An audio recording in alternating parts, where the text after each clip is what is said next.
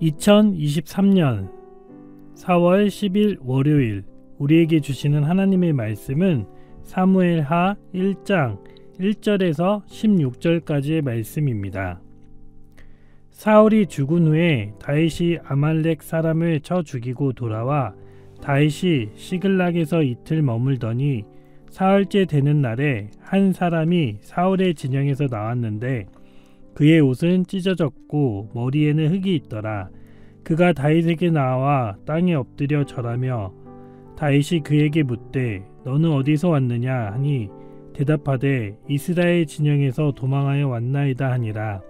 다윗이 그에게 이르되 일이 어떻게 되었느냐 너는 내게 말하라. 그가 대답하되 군사가 전쟁 중에 도망하기도 하였고 무리 가운데에 엎드려져 죽은 자도 많았고 사울과 그의 아들 요나단도 죽었나이다 하는지라. 다윗이 자기에게 알리는 청년에게 묻되 사울과 그의 아들 요나단이 죽은 줄을 내가 어떻게 아느냐. 그에게 알리는 청년이 이르되 내가 우연히 길보아 산에 올라가 보니 사울이 자기 창에 기대고 병거와 기병은 그를 급히 따르는데 사울이 뒤로 돌아 나를 보고 부르시기로 내가 대답하되 내가 여기 있나이다 한즉 내게 이르되 너는 누구냐 하기로 내가 그에게 대답하되 나는 아말렉 사람이니이다 한즉 또 내게 이르시되 내 목숨이 아직 내게 완전히 있으므로 내가 고통 중에 있나니 청하건대 너는 내 곁에 서서 나를 죽이라 하시기로 그가 엎드려진 후에 살 수 없는 줄을 내가 알고 그의 곁에 서서 죽이고 그의 머리에 있는 왕관과 팔에 있는 고리를 벗겨서 내 주께로 가져왔나이다 하니라. 이에 다윗이 자기 옷을 잡아 찢음에 함께 있는 모든 사람도 그리하고 사울과 그의 아들 요나단과 여호와의 백성과 이스라엘 족속이 칼의 죽음으로 말미암아 저녁 때까지 슬퍼하여 울며 금식하니라. 다윗이 그 소식을 전한 청년에게 묻되 너는 어디 사람이냐. 대답하되 나는 아말렉 사람 곧 외국인의 아들이니이다 하니 다윗이 그에게 이르되 내가 어찌하여 손을 들어 여호와의 기름 부음 받은 자 죽이기를 두려워하지 아니하였느냐 하고 다윗이 청년 중 한 사람을 불러 이르되 가까이 가서 그를 죽이라 하매 그가 치매 곧 죽이니라. 다윗이 그에게 이르기를 내 피가 내 머리로 돌아갈지어다. 내 입이 내게 대하여 증언하기를 내가 여호와의 기름 부음 받은 자를 죽였노라 함이니라 하였더라. 샬롬, 주님의 평안이 이 시간 우리와 함께하길 주님의 이름으로 축복합니다. 오늘부터 시작하는 사무엘하는 사울의 죽음과 다윗이 전쟁에서 승리하여 돌아오는 모습을 보여줌으로써 한 세대가 끝나고 새로운 세대로의 전환을 알립니다.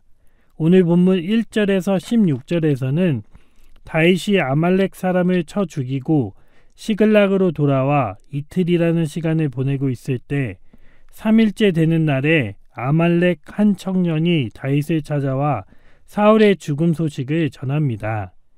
사울의 죽음은 사무엘상 31장에서 자세하게 기록되어 있는데 사울과 아들들 요나단, 아비나답 그리고 말기수아가 길보아 전투에서 블레셋 사람들에게 죽음을 당하게 됩니다.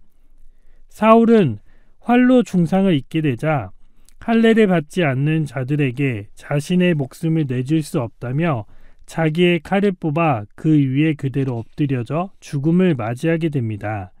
아말렉 청년은 다윗을 찾아가 자기가 사울을 죽였다며 그 증거로 사울의 왕관과 팔에 있는 고리를 증거로 보여줍니다.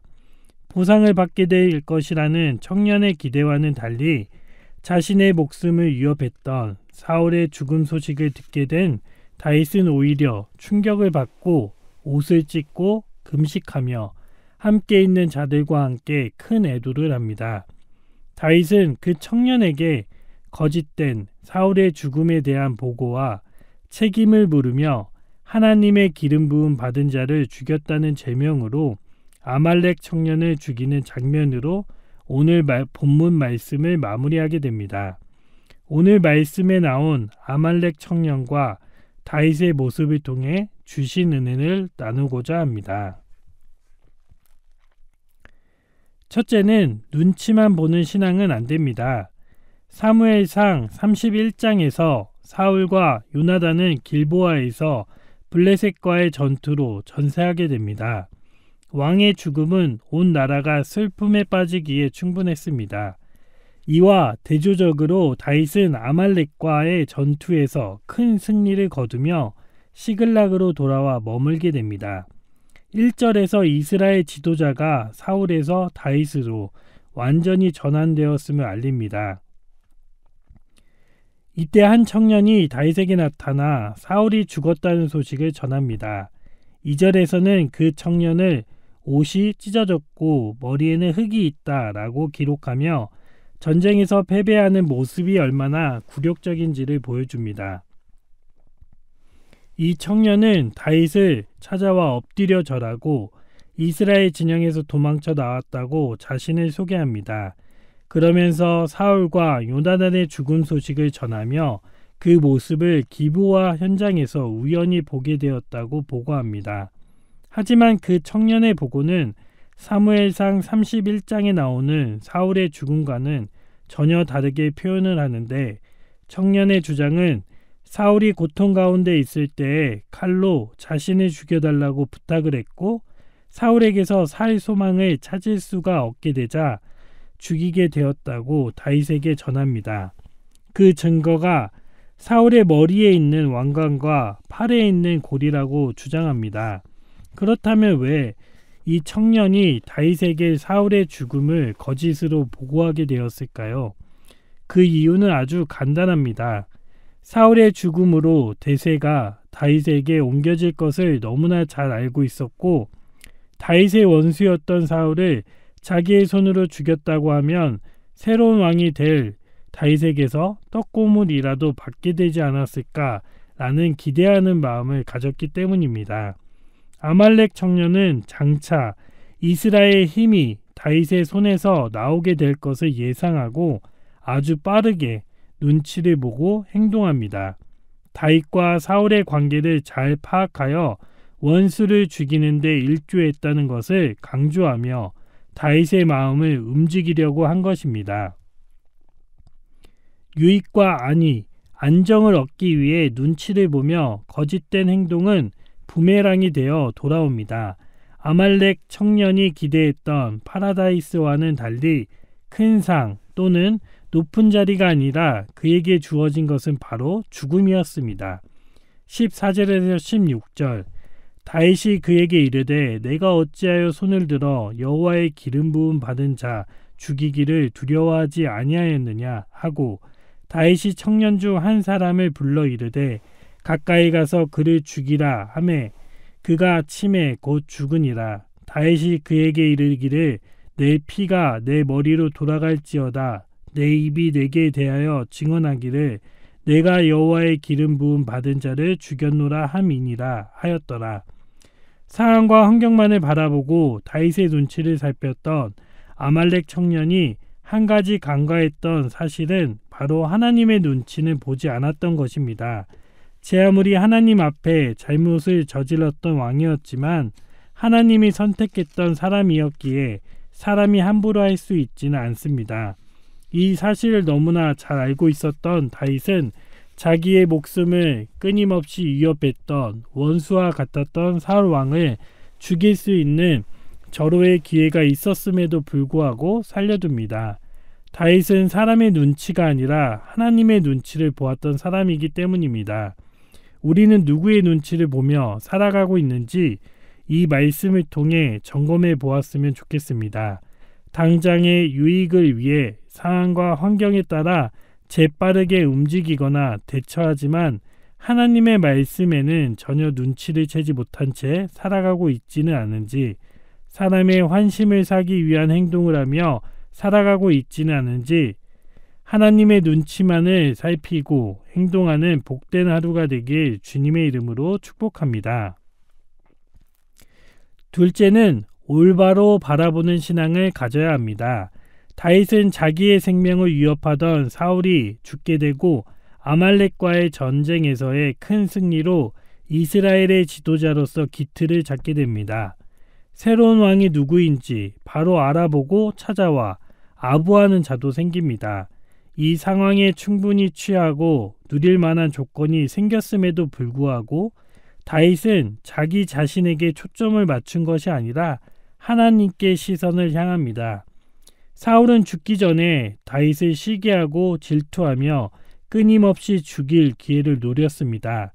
하지만 다윗은 사울을 원수로 생각하지 않고 그와 맞서 싸우지 않았습니다. 오히려 사울을 쉽게 죽일 수 있는 기회가 2번이나 있었음에도 불구하고 사울을 죽이지 않았습니다. 다윗이 이처럼 행동할 수 있었던 것은 하나님의 주권을 인정했기 때문에 하나님이 기뻐하시는 일이 무엇인지 분명하게 알고 있었던 것입니다. 그렇기 때문에 아무리 눈앞에 절호의 기회가 찾아와도 움직이지 않았던 것입니다. 만약 다윗이 그 쉬운 기회를 덥석 물었다면 성경의 역사가 어떻게 되었을지 모르겠습니다. 아말렉 청년을 통해 사울의 비보 소식을 들은 다윗은 크게 슬퍼합니다. 11절에서 12절 이에 다윗이 자기 옷을 잡아 찢음에 함께 있는 모든 사람도 그리하고 사울과 그의 아들 요나단과 여호와의 백성과 이스라엘 족속이 칼의 죽음으로 말미암아 저녁 때까지 슬퍼하여 울며 금식하느니라. 자신의 생명을 노리며 살아생전 끊임없이 괴롭혔음에도 불구하고 하나님이 세우신 왕의 죽음을 애도합니다. 비록 사울은 원수처럼 행동했을지라도 하나님이 기름 부으신 왕임을 인정하며 그에 맞게 행동합니다. 아말렉 청년의 거짓된 보고에 흔들리지 않고 하나님이 세우신 왕, 기름 부음 받은 자, 사울을 끝까지 최선을 다해 섬겨야 할 왕으로 생각하며 마지막까지 마음을 다합니다. 사람의 왕인 사울을 바라보고 충성을 다한 것이 아니라 사울을 세우신 하나님을 바라본 것입니다. 하나님의 주권을 최우선으로 여겼기 때문에 하나님이 기뻐하시는 일에 기뻐할 수 있고 하나님이 슬퍼하시는 일에 슬퍼할 수 있는 판단력을 가질 수 있었던 것입니다.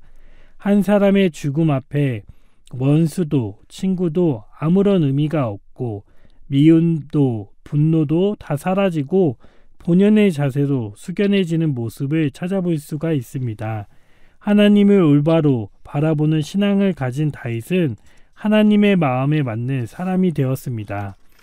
하나님을 올바르게 바라보는 신앙을 가지게 된다면 미움이 관심으로, 불평과 불만이 감사로, 시기와 질투가 사랑으로 변하게 되며 내 편 나누는 것이 아니라 하나됨으로 나아가게 됩니다. 하나님의 주권을 인정하는 사람들의 모습은 자기의 감정이나 유익보다는 하나님을 의식하고 하나님의 뜻에 합당한 태도를 가집니다. 다윗이 보여주었던 모습처럼 기름 부음 받은 자, 하나님의 주권을 인정했을 때 다른 사람들과는 구별된 모습으로 살아가게 될 것입니다. 오늘도 우리에게 주어진 하루를 살아갈 때에 상황과 환경, 사람의 눈치를 보는 것이 아니라 오직 하나님의 눈치만 보고 하나님의 주권을 인정하여 그에 만든 생각과 행동으로 최선을 다해 살아가는 복된 하루가 되길 주님의 이름으로 축복합니다. 함께 기도하겠습니다. 하나님 아버지, 오늘도 아말렉 청년과 다윗을 통해 주님의 말씀을 들을 수 있는 은혜를 허락해 주심을 감사드립니다. 우리가 살아갈 때 삶의 기준과 가치를 어디에 두어야 하는지 다시금 깨닫게 됩니다. 오직 주님 앞에 진실된 마음으로 살아가는 이 하루가 되게 하여 주옵소서. 다윗의 모습에서 진실한 행동만이 능력이 있고 진실한 행동만이 영원한 가치를 얻을 수 있음을 보았으니 우리 또한 다윗처럼 진실한 그리스도인이 되게 하여 주옵소서. 나의 이익이나 유익, 안위를 먼저 생각하는 것이 아니라 하나님이 기뻐하시는 것이 무엇인지를 먼저 생각하고 행동하는 자들이 되길 소망합니다. 삶의 중심에 하나님의 주권을 인정하고 하나님의 뜻을 따라 세상과는 구별된 모습으로 살아가게 하시고 하나님의 마음에 꼭 맞는 그리스도인으로 세워주시옵소서. 오늘 하루도 하나님께 소망을 두고 하나님만을 바라보며 살아가는 복된 날이 되기를 원하며 부활이요 생명이신 예수님의 이름으로 기도드립니다. 아멘.